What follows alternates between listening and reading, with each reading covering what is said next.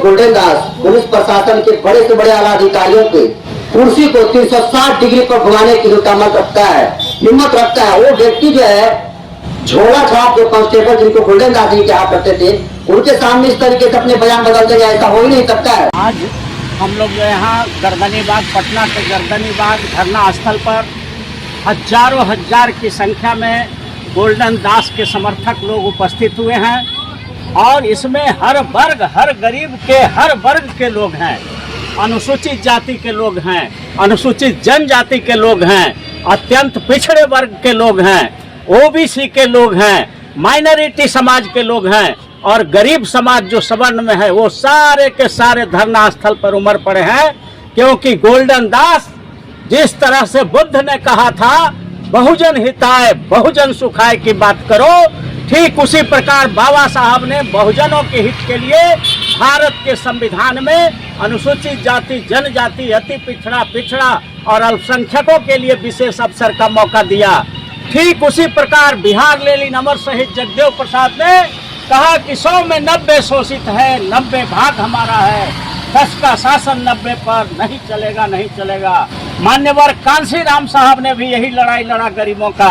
85 की लड़ाई लड़ो, अमीरों की लड़ाई लड़ने की कोई जरूरत नहीं है। और उसी के कड़ी में बिहार में गोल्डन दास भी गरीबों की आवाज बन करके उभर रहा था और पूरा जहां कहीं भी बीडीओ ऑफिस में, सीओ ऑफिस में, डीएम ऑफिस में, थाना में कहीं भी अनुसूचित जाति, जनजाति, अति पिछड़ा और अल्पसंख्यक समाज पर जुर्म होता था, उनका एफआईआर नहीं लिया जाता था।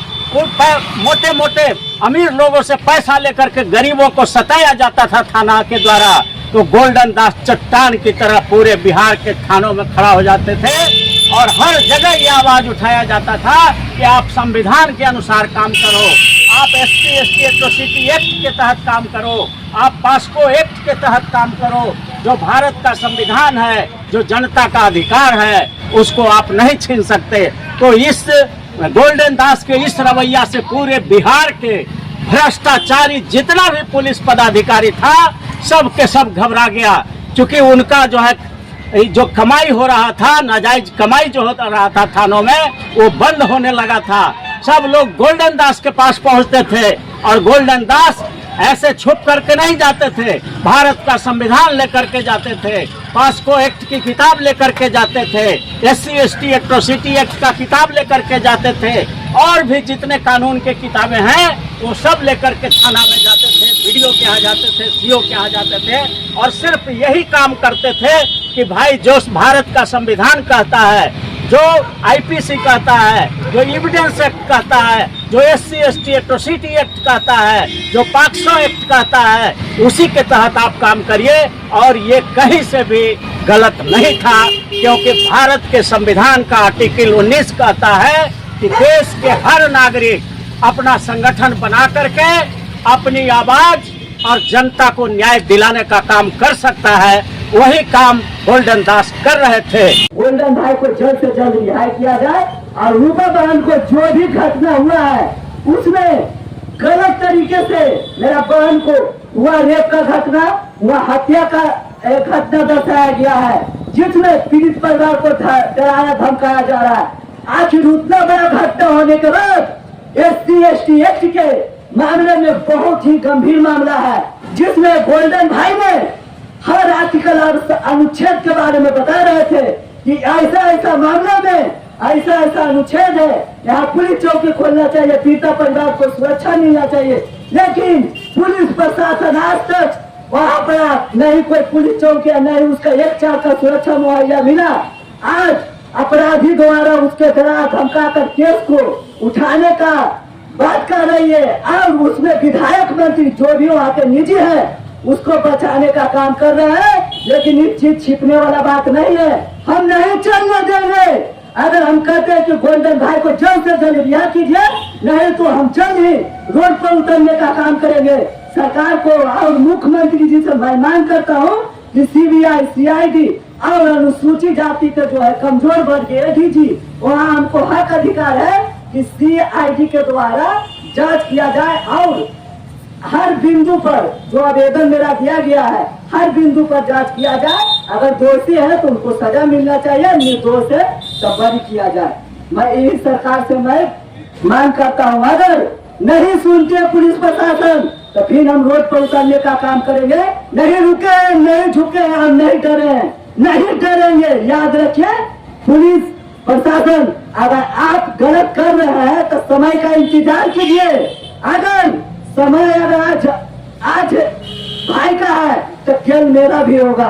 इस बात नहीं समझिए कि आपको आने से, चाहे तो आपको डराने से, चाहे तो गोल्डन भाई को जेल भेजने से डर गया, डरे नहीं है। वो गए हैं। और गोल्डन भाई जो 16 जो क्रांतिकारी भाई है, उनको भी मैं धन्यवाद देना चाहता हूँ कि भाई आप डरो नहीं, आप बहुत मान सम्मान के लिए आए रहे, जेल गए हो, इसीलिए हम आपको दिल से धन्यवाद करते हैं। उन तमाम महानायकों के कदमों में मैं नमन करता हूँ जिन्होंने हाशिए पर पड़े हुए समाज के उत्थान के लिए, जिन्होंने शोषित वंचित तबकों के भलाई के लिए, उन्हें आगे बढ़ाने के लिए अपने आखिरी सांस तक को कुर्बान कर दी। ऐसे महानायकों को नमन करते हुए मैं बार बार अभिनंदन करता हूं, वंदन करता हूं, स्वागत करता हूं। एवं यहां पर उपस्थित हमारे जितने भी साथी आए हैं, आप सभी का मैं शुक्रगुजार हूं कि आप लोगों ने एक हीरा को पहचाना जो हमारे समाज के लिए जेल जाना, लाठी खाना तथा किसी भी हद तक अपने समाज के लिए लड़ाई लड़ना अपना सबसे बड़ा स्तंभ मानता है। उस शख्स के समर्थन में हम लोग आए हैं। आप लोग देख सकते हैं कि गोल्डन दास जी के समर्थन में यहाँ पर सैकड़ों लोग हैं और यहाँ पटना के गर्दनी बाग में उनकी रिहाई के लिए पुलिस के द्वारा बरसाए गए लाठियाँ तथा पुलिस के द्वारा किए गए प्रताड़ना के विरुद्ध हमारा जो आवाज़ है पटना के गर्दनी बाग में शांतिपूर्वक एवं शांति ढंग से उठाया जा रहा है। साथियों, ये जो लड़ाई है ये महज गोल्डन दास की लड़ाई नहीं है। ये जो लड़ाई है ये महज मंजीत कुमार की लड़ाई नहीं है। ये लड़ाई उन तमाम लोगों की है जो समाज के लिए, समाज को उत्थान के लिए, समाज की भलाई के लिए अपने आखिरी सांस तक को कुर्बान करने के लिए तैयार रहते हैं। आप सब देख सकते हैं कि इसी बिहार में तेजी से उभर रहे हैं हमारे गोल्डन दास जी के ऊपर किस तरह से आप देख सकते हैं कि पुलिसिया कार्रवाई करके झूठे मुकदमे लगाकर, झूठे आरोप लगाकर उनको मुजफ्फरपुर की जेल में कैद किया गया है। इसके विरुद्ध हम लोग पटना के इस गर्दनी बाग मैदान में आए हैं। आप सभी को पता होगा कि हमारे जो भाई थे, हम सभी के ऊपर हो रहे अत्याचार के खिलाफ हमेशा वो किसी से भी टकरा जाते थे, किसी से भी बगावत करने को तैयार रहते थे। लेकिन हमारे जितने भी समाज के लोग लड़ते हैं उन लोगों के खिलाफ आप देख सकते हैं कि इस बिहार में जिस तरह से मनुवादी विचारधारा के जो लोग हैं, ब्राह्मणवादी तथा जातिवादी किस्म के जो लोग हैं, वो हमारे जैसे चेहरे को उभरना देना नहीं चाहते हैं। बुझ जाते हैं दिए कभी तेल की कमी से, बुझ जाते हैं दिए कभी तेल की कमी से, हर बार कसूर हवाओं का नहीं होता है। इस बात को ध्यान देना होगा, क्योंकि अगर सोचिए जो गोल्डन दास पुलिस प्रशासन के बड़े से बड़े आला अधिकारियों के कुर्सी को 360 डिग्री पर घुमाने की हिम्मत रखता है, वो व्यक्ति जो है झोला छाप जो कांस्टेबल जिनको गोल्डन दास जी क्या करते थे, उनके सामने इस तरीके से अपने बयान बदल देगा, ऐसा हो ही नहीं सकता है। गोल्डन दास के माफी मांगने का मतलब कि गोल्डन दास के इतना बड़ा संघर्ष है पुलिस प्रशासन के खिलाफ में कि पुलिस उनके अगेंस्ट में है, पूरे सिस्टम के खिलाफ भाई गोल्डन दास लड़ाई लड़ने का काम करते थे। और पूरी की पूरी जो गोल्डन दास की सिस्टम है गोल्डन दास के खिलाफ में थी और गोल्डन दास से बदला लेने की कोशिश कर रही थी। और गोल्डन दास ऐलान करके गया और पुलिस ने पहले से प्लान बनाया और गोल्डन दास की गिरफ्तारी होती है। उसके बाद गोल्डन दास माफी मांगते हैं, लेकिन माफी किस वजह से मांगते हैं आज उस पर से पर्दा हट गया है। गोल्डन दास पुलिस के सामने माफी मांगे, पुलिस के दबिश में माफी मांगे और पुलिस के सामने मुजफ्फरपुर कोर्ट में पेशी के दौरान ये कहा कि अगर फारूक के थाना अध्यक्ष की औकात है तो फिर हमें अकेले पकड़ कर दिखलाए और हमें माफी मांग करके दिखलाए, तब हम जाने। तो ऐसा है गोल्डन दास का। मैं समझता हूँ कि पूरे देश भर में दो ही ऐसा नेता है जिसको मैं कलेजा वाला नेता मानता हूँ। पहला भीम आर्मी चीफ शाहजहां समाज पार्टी के राष्ट्रीय अध्यक्ष और नगीना के नवनिर्वाचित सांसद चंद्रशेखर आजाद, और दूसरा भाई गोल्डन दास जो कि पूरे सिस्टम को 360 डिग्री पर घुमाने की जो हिम्मत रखते हैं और घुमा भी दिए हैं, उसका नजारा सब लोगों ने देखा। गोल्डन दास के हमने पहले ही बताया था कि देखिए तरीका सबका अपना अलग अलग होता है। आज गोल्डन दास को पूरा देश जानता है तो ये गोल्डन दास के तरीके को जानते हैं। सब लोग को कहते हैं कि गोल्डन दास उदंड भाषा का इस्तेमाल करता है। आज गोल्डन दास वैसी भाषा का इस्तेमाल करता है, तभी आज सभी लोग उसको जानते हैं। और पूरे देश के लोग गोल्डन दास के पास जो टीम है उन कहती है कि पूरे देश के लोग गोल्डन दास के पास फोन करते हैं। जो शोषित वंचित समाज है, जिस तरीके से उनके साथ जुल्म जाती होती है, पूरे देश के लोगों का फोन आता है कि गोल्डन भाई मेरी बहन के साथ ऐसा हो गया, मेरी बेटी के साथ ऐसा हो गया। वंचित समाज कहता है कि मेरी जमीन हड़प ली गई।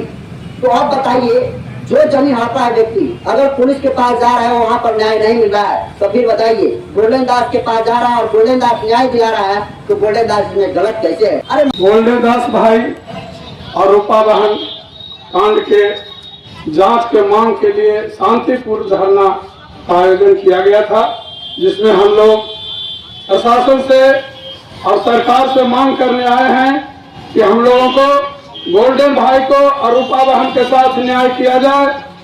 गोल्डन भाई को बिना शर्त रिहाई किया जाए।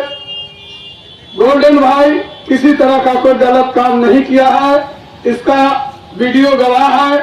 वहां पर जो भी घटना हुआ है उसके लिए सैकड़ों वीडियो बना है। जिस तरह से वहां पर प्रशासन ने अपने सुनियोजित ढंग से जो एक योजना बनाकर पूर्वाग्रह से ग्रसित होकर और गोल्डन भाई को गिरफ्तार करने का जो काम किया है वो बहुत निंदनीय है, बहुत घटिया है। इस तरह का कार्रवाई नहीं करना चाहिए। गोल्डन दास न किसी तरह का कोई क्रिमिनल माइंडेड आदमी है थे और न आज है। उन्होंने समाज के बहन बेटियों के साथ जो न्याय होता है और उसके लिए लड़ाई लड़ते थे, आज भी उनके जेल जाने के वजह से भी आंदोलन मरा नहीं है। सैकड़ों यहाँ पर दलित समाज के भी गोल्डन दास पैदा हो करके गए हैं और उनके आंदोलन को हम लोग जीवित रखेंगे और आंदोलन जब तक चलेगा जब तक गोल्डन दास को रिहाई नहीं किया जाएगा। ये जितनी लंबी लड़ाई चले इसके लिए हम लोग थकने वाले नहीं हैं, हम लोग हारने वाले नहीं हैं। इसलिए सरकार कान खोल कर सुन ले। हम लोग जो मांग कर रहे हैं कि गोल्डन दास को बिना शर्त रिहा कर दिया जाए और इसी स्वाद के साथ मैं अपनी बात को समाप्त करता हूं। जय भीम, जय संविधान, जय भारत।